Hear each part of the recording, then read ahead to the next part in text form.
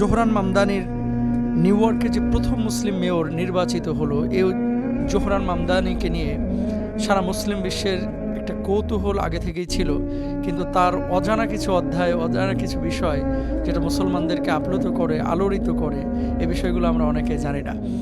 প্রথমত হচ্ছে তিনি উর্দুতে ক্যাম্পেইন করেছেন, আরবিতে করেছেন, বাংলাতে করেছেন, আর ইংরেজিতে তো করেছেনই। দেখেন 2018 সালে নাগরিকত্ব পাওয়া একজন মানুষ কিভাবে এত দ্রুত নিউ ইয়র্কবাসীর মন জয় করে আজকে নিউ ইয়র্কের মতো একটা ব্যয়বহুল শহরে তিনি মেয়র নির্বাচিত হলেন। এটা কিন্তু চারটিখানি কথা না, এটা খুব বড় একটি অ্যাচিভমেন্ট আমি মনে করি গোটা মুসলিম কমিউনিটির জন্য।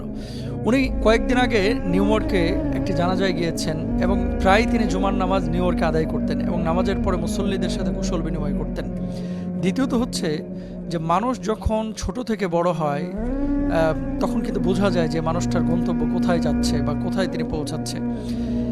রাস্তায় দাঁড়িয়ে দাঁড়িয়ে ক্যাম্পেইন যখন করছিলেন অনেকে তার কথা শুনছিলেন না।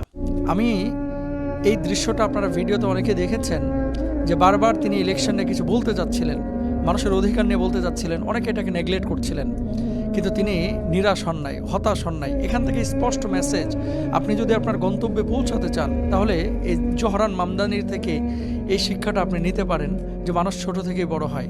যে মানুষটা রাস্তায় দাঁড়িয়ে দাঁড়িয়ে একজন একজন করে ডাকছিলেন কথা বলার জন্য, তার কথা কেউ শুনছিলেন না, সে মানুষটা আজকে জোহরান মামদানি নিউ ইয়র্কের সিটি মেয়র নির্বাচিত হয়েছেন। 2 নম্বর আরেকটা বিষয় দেখেন, 4 বছর আগে এই ট্যাক্সি চালকদের ঋণ মৌকুফের জন্য তিনি আন্দোলন করেছিলেন। তখন হাতে হ্যান্ডকাপ পরিয়ে নিউ ইয়র্ক পুলিশ তাকে জেলে নিয়ে গেছিলেন। সেদিন তিনি ছিলেন নিঃস্ব, শূন্য, একেবারে অসহায়ের মতো তাকে ধরে নিয়ে যাওয়া হয়েছিল।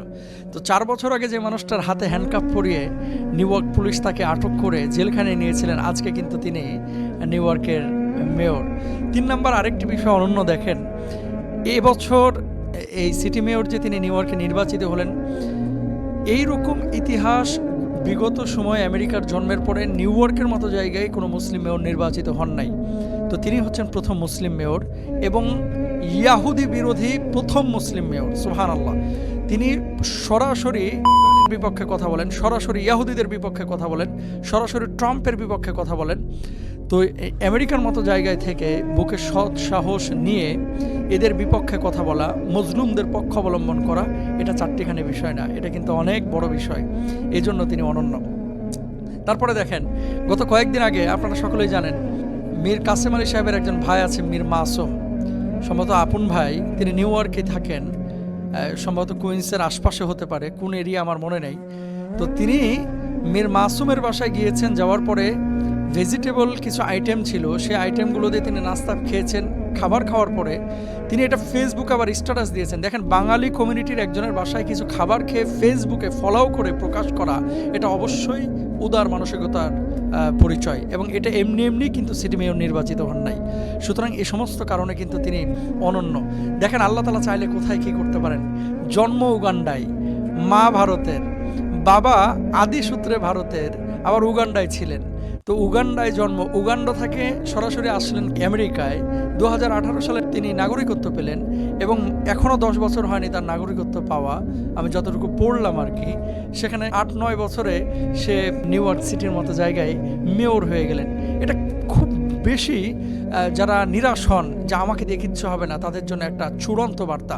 সুতরাং প্রিয় ভাই এবং বোনেরা, জোহরান মামদানি সে যে বিজয়ী হয়েছে, বিজয়ী হওয়ার পরে আলহামদুলিল্লাহ আপনারা যেমন খুশি হয়েছেন আমরাও খুশি। তবে তার লাইফ থেকে এই বিষয়গুলো আসলে আমরা শিক্ষা নিতে পারি। এবং বাংলাদেশের যে আগামী নির্বাচন আছে, এই নির্বাচনে মুরব্বীদের কাছে একটা সুস্পষ্ট বার্তা কিন্তু যাচ্ছে, যারা মুরব্বী, যারা বয়স্ক পলিটিশিয়ান, যে দেখেন এখনকার জেনারেশন কিন্তু ভালো মন্দ তারতম্য করতে পারে। জোহরান মামদানি 4 বছর আগে হাতে হ্যান্ডকাফ ছিল, আজকে যদি মেয়র নির্বাচিত হতে পারে, তাহলে আগামীর বাংলাদেশে এরকম অসংখ্য তরুণরা আছে, যে তরুণদের মাধ্যমে বিভিন্ন ধরনের পরিবর্তন কিন্তু বাংলাদেশে হতে পারে। প্রিয় ভাই এবং বোনেরা, এই জন্য কাজকে মূল্যায়ন করা, হতাশ না হওয়া, নিরাশ না হওয়া, এবং আপনি আপনার গন্তব্যে পৌঁছানোর জন্য যদি লেগে থাকতে পারেন, আল্লাহ তাআলা কামিয়াবি দান করেন, সফলতা দান করেন। ডোনাল্ড ট্রাম্পের ব্যাপারে তার যে সুস্পষ্ট বার্তা, এখানেও আরেকটা শিক্ষণীয় বিষয় আছে। তিনি কি বলছেন? I have 4 words for you. Donald ট্রাম্পের ব্যাপারে বলছেন যে আমি আপনার জন্য 4টা শব্দে কিছু বলতে যাচ্ছি, নিশ্চয় আপনি টেলিভিশন আমাকে দেখছেন। তারপরে তিনি বলছেন টার্ন দ্য ভলিউম আপ, মানে সাউন্ডটাকে বাড়াইতে বলছেন টেলিভিশনের। মানে ওনাকে তুচ্ছ তাচ্ছিল্য করছেন এই কারণে যে পুরো ক্যাম্পেইনের সময় ডোনাল্ড ট্রাম্প ইসলামোফোবিয়ার ব্যাপারে তিনি কথা বলেছেন এবং মুসলিমদের বিপক্ষে দাঁড়ানোর কথা বলেছেন। জোহরান মামদানির বিজয়কে মুসলমানদের বিজয় এরকম ইশারা ইঙ্গিত করেছেন, মানে উস্কে দিতে চেয়েছিলেন, কিন্তু সেটা সম্ভব হয় নাই। সুপ্রিয় দর্শক ভাই এবং বোনেরা, লন্ডনের সাদিক খান এবং জোহরান মামদানির ব্যাপারে ডোনাল্ড ট্রাম্পের কেন যেন আগে থেকে বিরক্তির একটা ভাব আমরা দেখতে পাই।